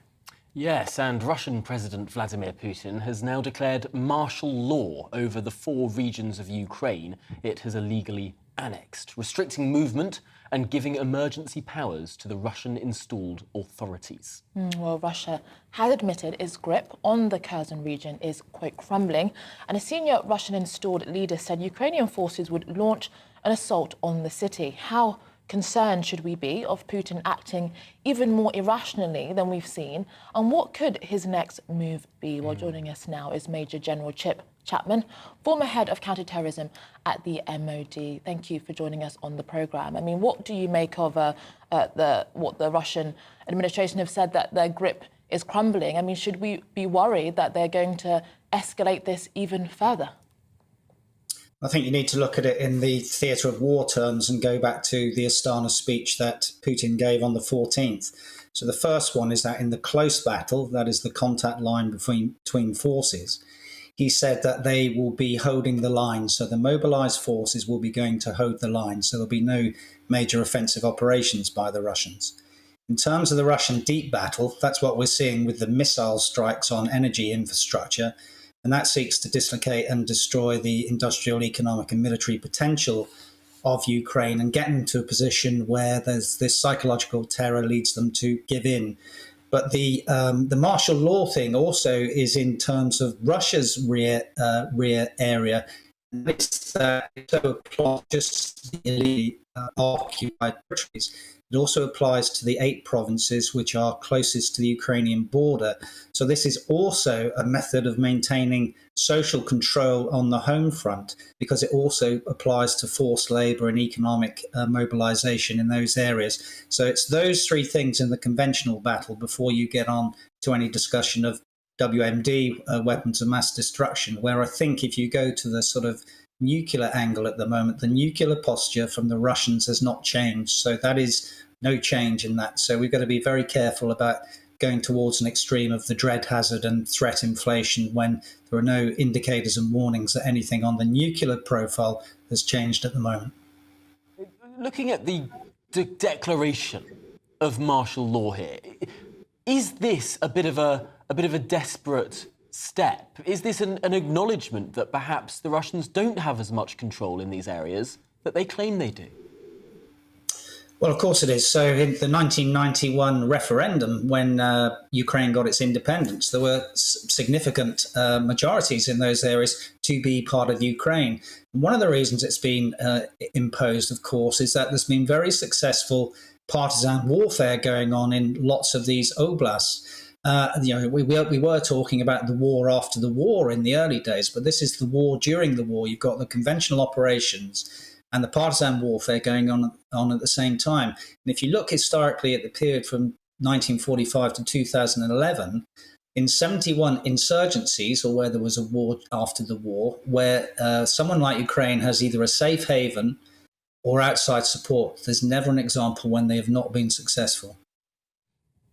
Well, if we just go back to the beginning of this invasion earlier in the year, I mean, many people originally thought that it was going to be over quite quickly because the Russians will claim victory. It's now turned into a protracted war, some people may argue, and the Ukrainians are continuing to fight with our support. I mean, what do you see or imagine going forward? I mean, do you think that this could take years, or if there's more that the Western forces should be doing to facilitate Ukrainian victory? Well, of course I do, but from a Putin's perspective, he is looking for the winter clock to lead to his. That is, he sees the sort of politics of cold and potentially the politics of hunger, because the grain deal is only valid until the 19th of November. So that it needs to be either renegotiated or he could pull the plug there. He could also, of course, go after the grain supplies, the grain storage facilities of the Ukrainians, of which he either controls or destroys 16%. If he did that, then that would also lead to the politics of hunger potentially in the West and wider. So I think what he's doing is trying to hold the line. The tempo of operations will slow down during the winter, and he hopes that either by asymmetric methods, that's either hybrid war with economic coercion to the West, or by the West getting tired of the war, that this will lead to some sort of ceasefire and negotiated settlement by the spring. That is his gamble at the moment. Really, really profound stuff there. I just can't help but think of all of the parallels to Britain in the 1940s with those doodle bugs, V1, V2 rockets going overhead, trying to do down the spirit of the Brits. Well, actually, what happened was a blitz spirit, a United Kingdom coming together in the face of that aggression and potentially a more unifying thing. Just in our last 30 seconds or so, Major General, is that a possibility that Putin is actually driving the Ukrainian people closer together? He has. It's not armies that fight wars, it's nations that fight wars. In 2014 with Crimea, he thought he raised in and gathered up the Crimean people of 2 million. He did that at the expense of 44 million in Ukraine who awoke to their nationhood. Well, thank you so much, Major General Chip Chapman, former head of counterterrorism at the MOD. And I think you raise a really important point, Tom, and understandably some people see their energy bills and see some of the economic challenges going on and think, you know, is this our conflict? Is this something that we should be involved in? But I do think that the word shameful, disgraceful, sickening doesn't even really cut it for what we've seen from Putin. And I do think that this is a conflict that is something that affects all of us. Yeah. And actually, if we do not stand steadfast in the face of such grotesque aggression, then I think that we could be in for something much more dark and worse in the long term. And we're already starting to see it. We were talking about this yesterday, the way that Iran is now getting involved with its drones, its kamikaze drones, and China's money. This is really a new axis of evil that if the West doesn't stand up against, it will grow and grow, and it'll be so much worse further down the track. We've learnt these lessons in the past of appeasement. But some interesting views coming in. Nick has written in to ask, is it true that the Prime Minister only needs to be PM for 24 hours in Downing Street to qualify for a full Prime Ministerial pension? Well, Nick, I can tell you it's not true. It doesn't have to be a full 24 hours. It could be any time at all. Anyone who has been Prime Minister for even a millisecond is guaranteed that full Prime Ministerial pension and indeed also state funding for an office after leaving office, so being able to employ people to sort out all sorts of, I suppose, logistical and office-related activities. Yeah, and I guess that really plays into that question that we have been discussing over the last year or so, you know, one rule for them and one rule for other people. And I think this question of, you know, we're all in this together, for a lot of people feels like very shallow words. I mean, Carol has kind of touched upon this point as well. Why can't the fifth richest country in the world afford to pay the lowest state pension in Europe? I think, you know, that is a point that is echoed by many other people sending in their views. Blame David Lloyd George and the introduction of national insurance. Blame that Liberal government from 1906 onwards who set up the system that didn't pay into pots. Some other countries have these sort of protected pension pots that you pay into all your lives and then you can get money out of. Unfortunately, the Ponzi scheme we set up in this country pays for it out of current general taxation, which means if you get different sizes of demography in different times, fewer young people, older or more older people, you get a real big problem in being able to afford this stuff. It's such a lack of foresight that's a deep, deep frustration. Well, after the break, could pubs run out of beer? Football fans could be hit with a beer drought during the next month's World Cup after brewery workers agree to go on strikes. It does seem that the pub industry have been facing a lot of challenges over the last couple of years. But before that, we'll be discussing that just in a moment after the morning's news.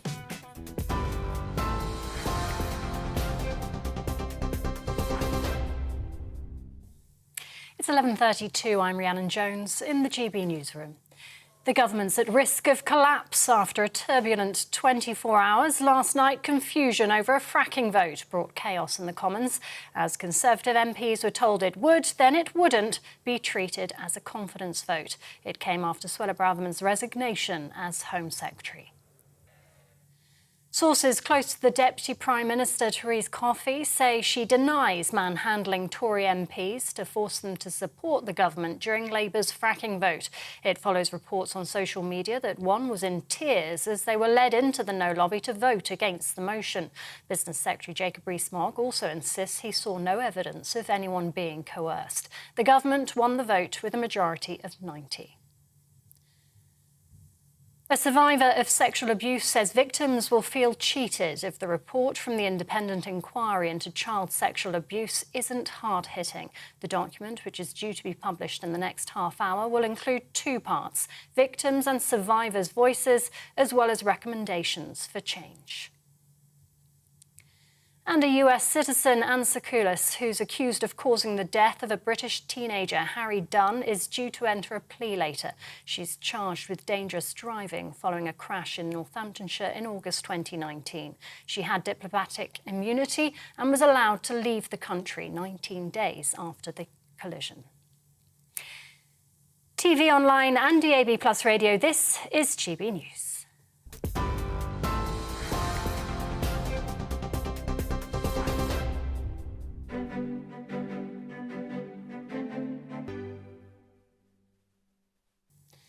Here's a quick snapshot of today's markets. The pound will buy you $1.1205 and €1.1453.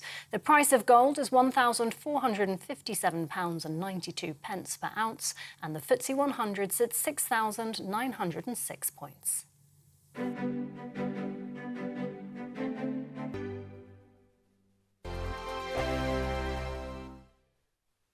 Weekday afternoons on GB News, we've got the whole of the UK covered. From 12 to 3, it's GB News Day with me, Mark Longhurst. And me, Gloria Di Piero. You'll get the very latest on everything that's been going on across our great nation. And from 3 till 6, watch out for GB News Live with me, Patrick Christys. I'm not here to mess around with all the biggest topics and guests. You will always be up to date. GB News Day and GB News Live from 12 p.m. Only on GB News. The People's Channel, Britain's news channel.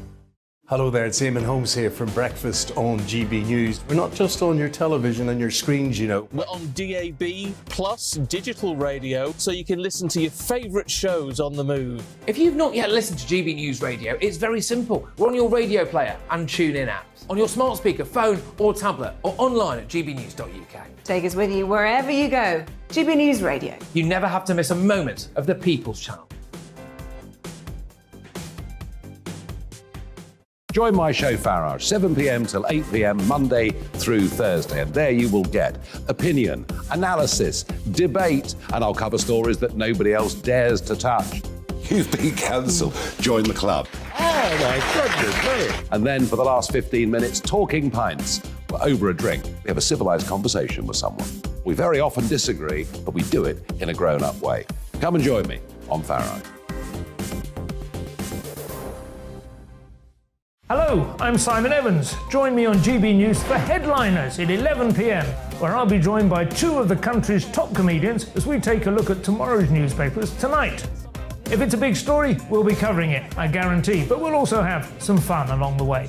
That's GB News Headliners at 11 p.m. We won't put you to sleep, unlike some of the other paper review shows out there. So join us, 11 p.m, 7 nights a week.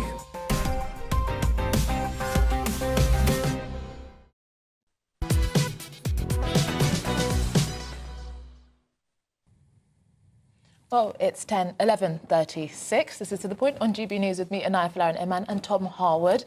We're live on your TV, radio and online. And we're just going to go to some of your views as you've been sending them in on many of the stories that we've been talking about, not least Liz Truss and the future of the Prime Minister. Indeed, if the Prime Minister has a future. Indeed. Jerry has written in saying, I joined the Conservative Party, brackets, it cost £15, but only to vote against Liz Truss. Is this a democracy? 89,000 people out of 75 million vote for a new PM. That's not democracy, it's crazy. Well, Jerry, I'm not sure how you joined you need the 3 Conservative Party. You need 3 months. Are you telling the truth, Jerry? That's, we'll have to see if you are. Do write it and see if did you have some great premonition that Liz Truss would be in the final two 3 months before it happened? I mean, wow. If so, we need to hire you as a forecaster. On a similar point, Jones says the MPs are to blame, not the party members. They only had a choice between Sunak, who is actually is the person that plotted against Boris. He was impossible to vote for, and so was Liz Truss, who is, in Jones' words, useless. The membership should have had the choice of the original 8. Suella Braverman and Penny Mordaunt would have been so much better. That's so interesting, because all of the polls of Conservative Party members at the start showed that it wasn't Rishi Sunak or Liz Truss who led amongst them. It was the Kemi Badenochs. It was the Penny Mordaunts. It was... I'm not sure Suella Braverman was ever quite so far up there. But certainly it was the other names that were really doing much more highly with the membership than the MPs. Perhaps the members may well have been wiser than the members of Parliament. Indeed. Well, GB News reporter Rosie Wright has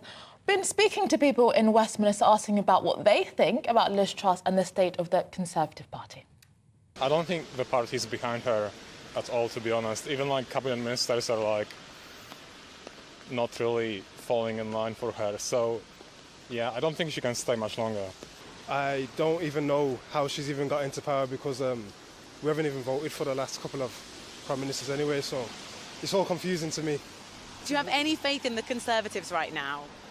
It doesn't look like they've got much faith in themselves. I think it's early days. We should give her a chance. She threw him under the bus, that Kwasi, didn't he? They've gone in that room together and decided what they're going to do, cut the interest rates, and then she said it's not right and sacked him. But she must have been in there when they made that decision. So I just think she's doing so many U-turns now, I don't think she knows what she's doing.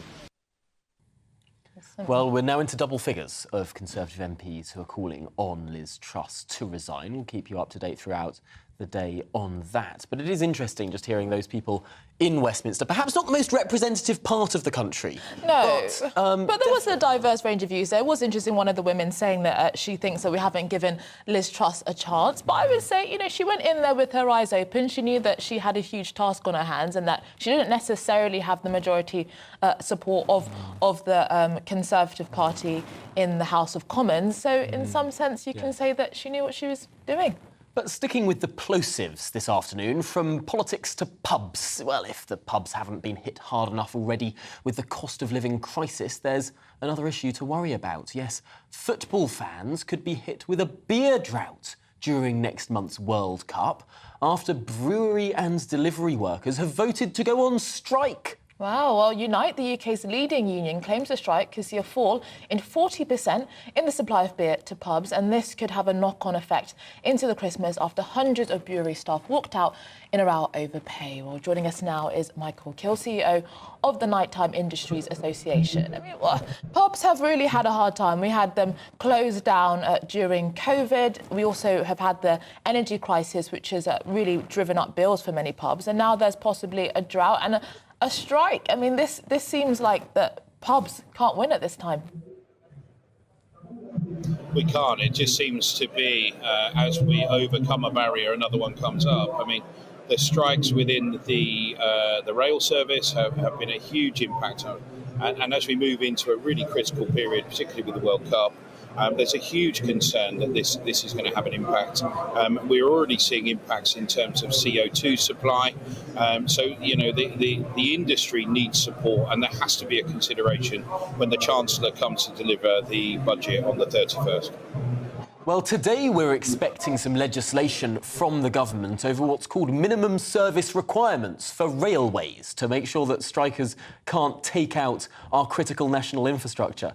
I suppose there's an argument, maybe a facetious argument, but an argument nonetheless, that pubs are part of our critical national infrastructure in the United Kingdom, that it really is in our DNA in this country to be able to go and have a drink. Perhaps we should have some more restrictive legislation when it comes to strikes and pubs.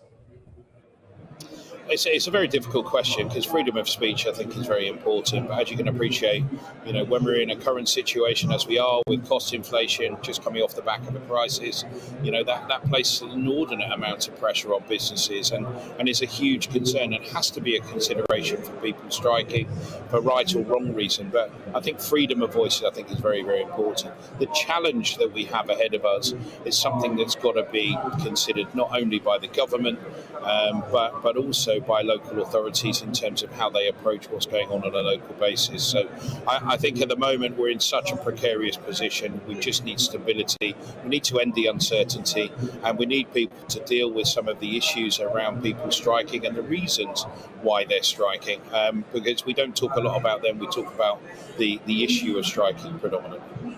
On that point of the reasons why they're striking and the precarious situation, it does seem like the nighttime industry are caught between a rock and a hard place. I mean, they probably understand the concerns of their workers and so on, but then their profits potentially are down. And so if they actually raise pay and things like that, then that could harm already challenged profits. So what do you think could really be done in this challenging time? Well, recently we've seen an alternative direction in terms of the way that we look at employment. We've got to start looking after our staff more, start to look at retention more than acquisition. And I think we've seen recently a large casino group has decided to go from £9.50 an hour to its minimum wage to be £15 an hour. And their narrative is I spend £200,000 a year on recruitment. If I actually took the money I spent on recruitment and placed it within the staff that I already have by giving them a better pay rate, better environment, then maybe the retention position would give them a stronger position where they have to go through retraining, they haven't got to do other things to retain people. So I think there is definitely a narrative change that we need to consider. We need to start looking after people. We need to start considering these staff that are vitally important to our service and ensure that they're being appropriately paid and the environments they're working in are safe and considered and have the benefits that they deserve, similar to the Americanized schemes that we see all over the States. Well, thank you so much, Michael Kill, CEO of the Nighttime Industries Association. I mean, it is, yet another industry where staff are going on strike. And I, am someone that defends striking. I do think that it is a right to remove your labour.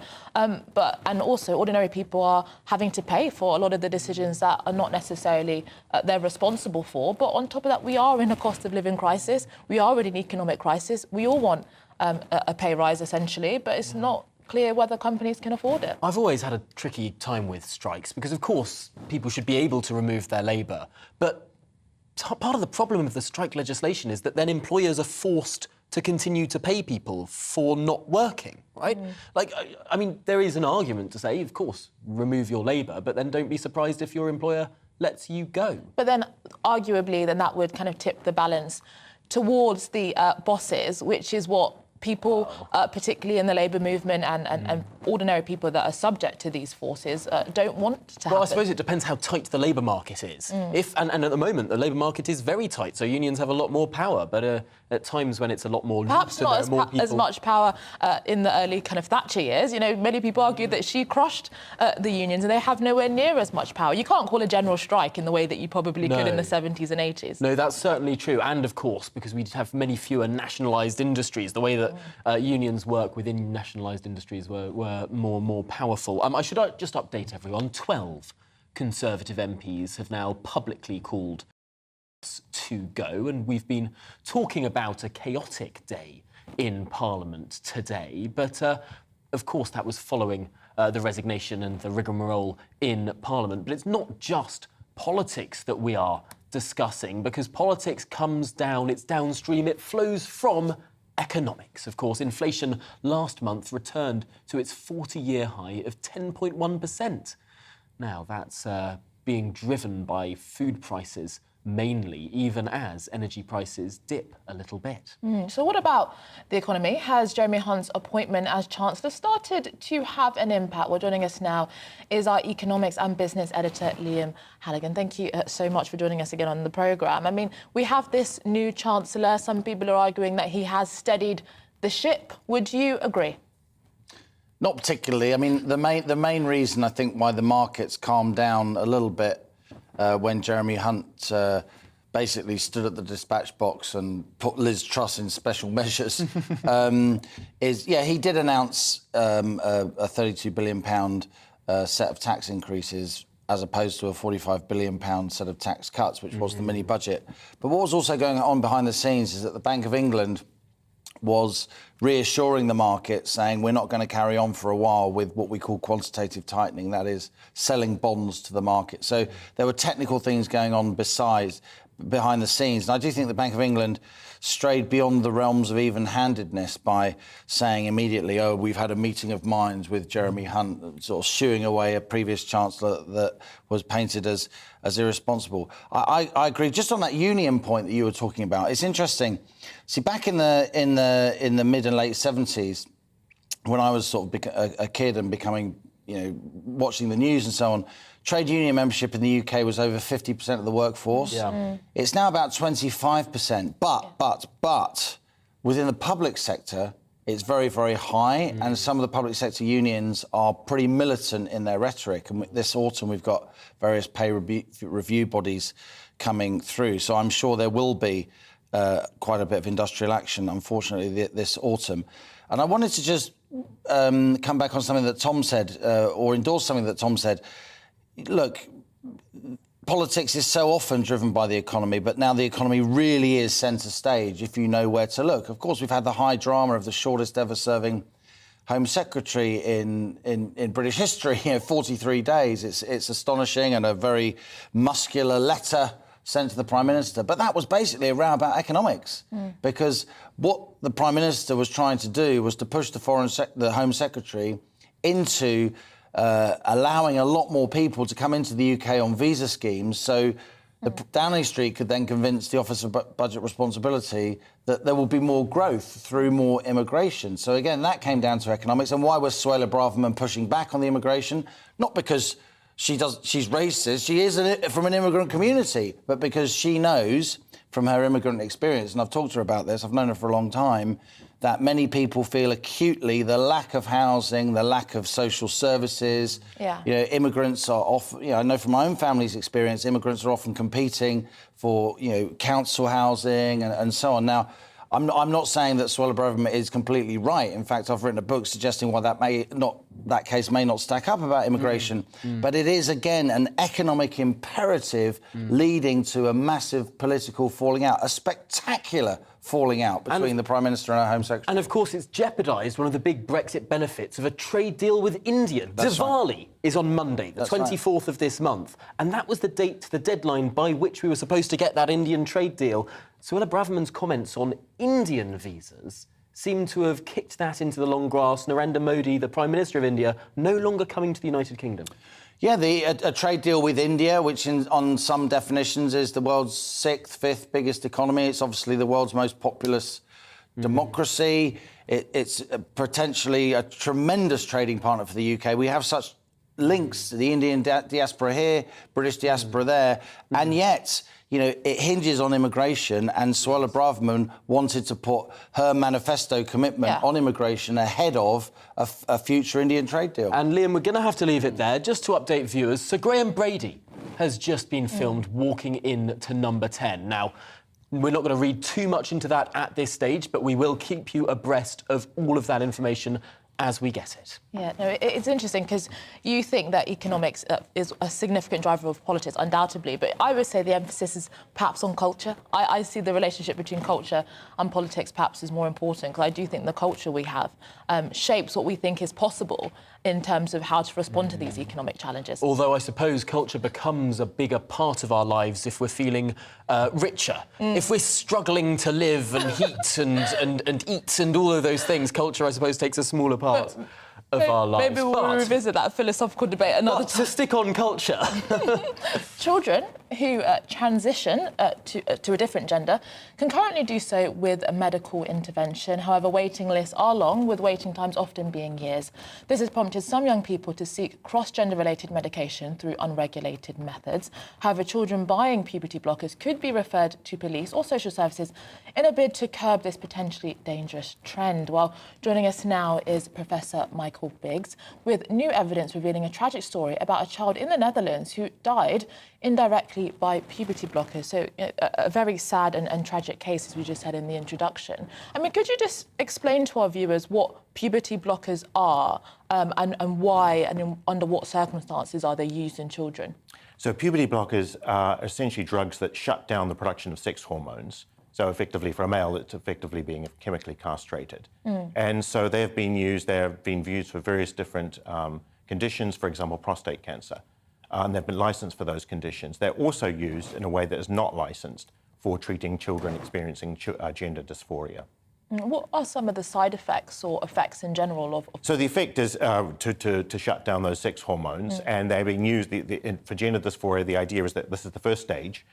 You shut down the cross-sex hormones at the age of 12, perhaps even as young as 10, and then at the age of 16, the child will go on to take cross-sex hormones and fully transition with surgeries. Now, there's a lot of disagreement as to whether or not it's a reversible intervention.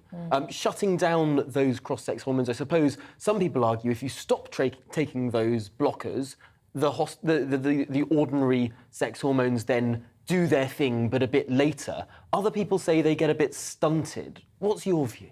Yes, there's no evidence that they're reversible. In fact, we have evidence from experiments with animals showing that they leave a permanent effect even if you stop taking them after a year. So I think there was never any good reason to think that they were reversible. What are some of those permanent effects? So one thing we know is that bone density, it severely affects the accrual of bone density. That's something that's not well known. What is more disturbing is there's increasing evidence now that if you start early puberty suppression at the very beginning of puberty, you end up, as an adult, having no sexual desire and no ability to orgasm. So that's a major intervention, that's a major life-changing intervention in early puberty, when the question is, can a 10-year-old or 11-year-old consent to that? And clearly the issue that we're talking about here is people who haven't got it through sort of legal means, people who perhaps have got these cross-sex or these puberty blockers through the black market. Isn't that an issue of not having, I suppose, enough access to proper medical assessment? Well, I think it's not just a black market, it's also being promoted, for example, by mermaids. Puberty blockers are being promoted by the organisation Mermaids. So there's a lot of it. It's not just it's being promoted off, taking these commercially through companies like Gender GP.